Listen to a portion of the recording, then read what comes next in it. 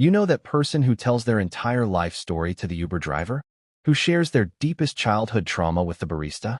Who somehow ends up revealing their relationship problems to a stranger at a wedding within 5 minutes of meeting them? Yeah, that's you.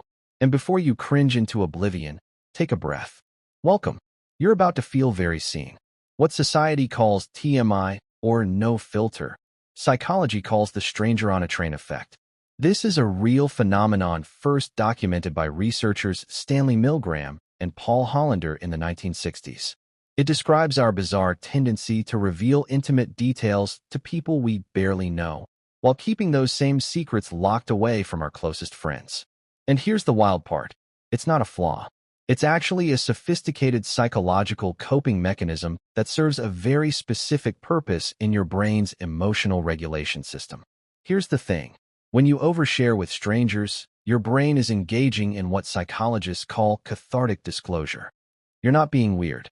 You're being strategic. Because strangers offer something your inner circle can't. Zero consequences. No judgment that follows you home. No awkward Thanksgiving dinners. Your amygdala, the part of your brain that processes emotional memory, literally registers strangers as safe zones for vulnerable information. But there's more. Studies show that people who engage in this behavior often have higher emotional intelligence. You're not lacking boundaries.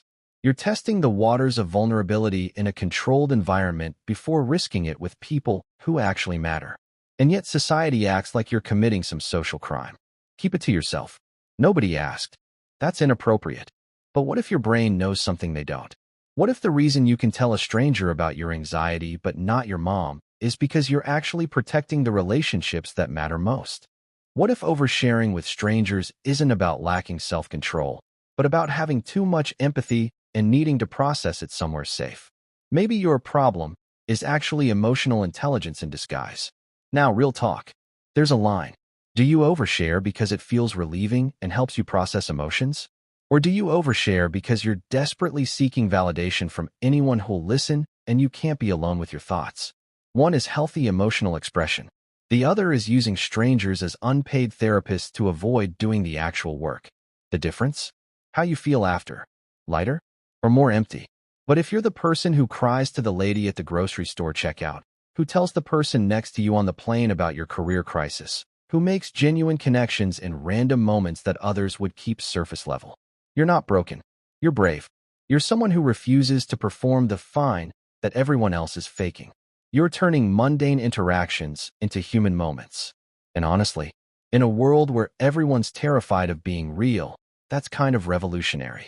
Hit subscribe if you're this type and you're done apologizing for it. So tell me, what's the wildest thing you've ever told a complete stranger? Drop it in the comments because I guarantee someone relates. And if you think this video hit close to home, wait until you see the next one. It's going to hit even harder. Don't miss it.